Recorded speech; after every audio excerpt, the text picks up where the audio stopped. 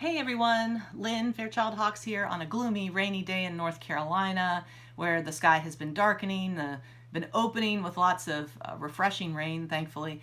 And I wanted to talk to you today about 6 things to consider when responding to feedback from your editor or your agent. These things have been on my mind since Tara Gelsomino and I, Tara's of One Track Literary Agency, my agent, she and I have put my book, No Small Thing, out on sub to editors at various publishing houses. And prior to that, we were on this big race to the finish to get my novel ready for those editors, working supremely hard to do that. And as I was going through the revision process, I kept asking myself, the teacher in me did, of like, what is going on here in terms of the process? What skills do I need to keep developing and coaching myself to have in order to get this revision done? And it occurred to me after working with, I believe, probably 3 editors, maybe 4 in my lifetime, and 3 different literary agents, there are some strategies that I can recommend to anyone who's embarking on this journey with an agent or an editor that might be helpful. So I wrote them down on my little cards here. The first one is ask yourself, do you have your agent's or your editor's full attention? Now, what do I mean by that?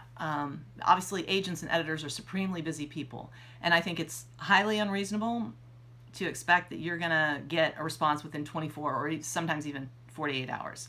But what you should expect is that this person can maintain their inbox, and that on a weekly basis you're hearing from them once or twice a week. The thread is maintained of the conversation.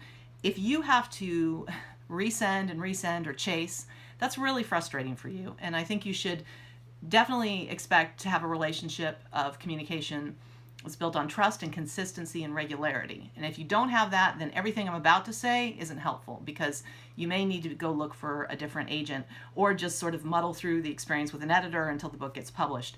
But definitely with your agent, and if they're going to be an editorial agent helping you frame and shape your book, hopefully you've got that attention, that full attention.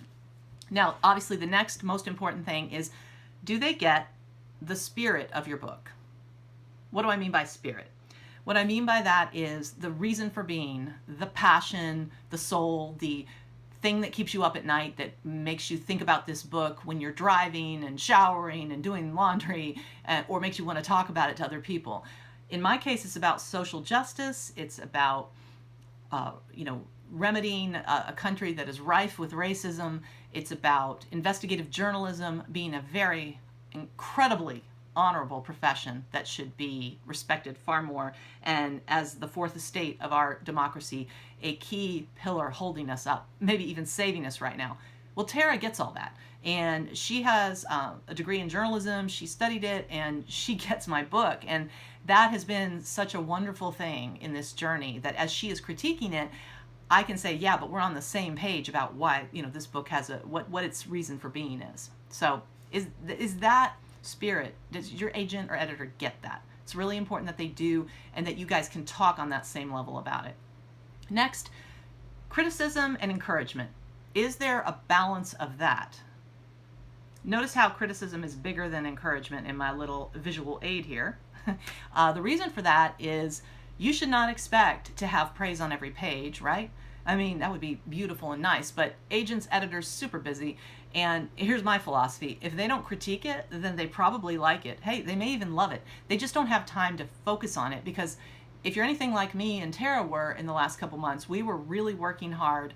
I was moving through my manuscript every day, grateful for any flaw that she could find. And she said, I don't mean to be nitpicky, but these are all the things that might come up, and editors are looking at this. We need to fix this, we need to fix that. And I was like, I get it, game on, let's do this. And so definitely look for not a balance of critique to encouragement, not a 50-50, but are you getting both? Has your agent or editor told you, I do love these things, but even if it's just minimal and a few instances of that, look at the critique and make sure that it's there, it's robust. And I'm going to talk to you with the next 2 points about what that critique should entail. The first part is solutions. Are you getting solutions to some of your plot hole problems, your character arc problems? Are you getting that kind of feedback? If you're getting I don't care how you fix it, just fix it kind of feedback, or someone giving you, as I'll speak about, too general commentary and you can't really crack that code, that can be problematic. But I love the suggestions. I love it when someone, I really don't even mind when they are, with track changes or the suggesting function, writing over my prose and giving me a line or two or inserting something, suggesting something. There may be authors out there who find that very annoying or frustrating and don't want that kind of like specific overwriting. I love it. And I mean, I wouldn't love it if it was on every page, but when it does happen because there's a problematic moment and the editor or the agent says, here's how I would fix it, it's a great model for me. And then, I have the agency to take it or leave it. I can say no, or I can overwrite their overwrite. So I love that. I think that's really important. Other thing to ask yourself is your agent a forest or trees kind of person? What I mean by that is, specific feedback where they're really focused on a particular plot hole, for example, and that the fix to it and their specificity to their solution. Yes, love it. But they also need to be able to give you the global feedback, the bird's eye view of the whole forest.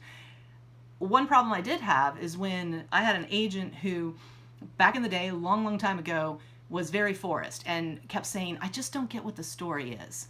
And while that was a true critique and an honest critique, and that was part of the problem, I didn't know how to fix it at that time in my, beginning years of writing, and I had to go back and study and learn about story structure. And yes, that was a very important part of my journey, but I do wish I had gotten a little bit more specific feedback about this global problem, this is how you might handle it. So it's so amazing when you have an agent or editor who can go between the two things. I liken it to, and former English teacher here, the topic sentence thesis thinking, which is global, bird's eye view, the sky thinking, versus the trees thinking, which is the evidence, the details, the page citations, all the little bitty things that are the foundation for the big statement or argument you're making. That opinion of, I don't know what the story is, it would have been nice if hey, why don't you have some save the cat beats where you have an all is lost moment and you have this and that. Those kinds of things of pointing me to a specific story structure would have been super helpful for me to move maybe faster in my writing path. But that's okay. I learned so much as I did, even with the global feedback. But it's important to know kind of their communication style because that'll really help you. Finally, last thought, is your agent or editor coaching you to be a better writer? So here's my little visual aid of the happy writer in love with life because she sees that her pencil is getting sharper with all the great coaching that the editor or agent is doing. Tara is totally in my court. She gets the mission and the spirit of my book. She gives me that global and that specific feedback. She is coaching me to be a better writer, and you can't beat that. That makes it a really amazing experience. As hard a work as it is to revise a book, as fraught as it is with even moments of terror that you're, oh my gosh, is this book ever going to be any good?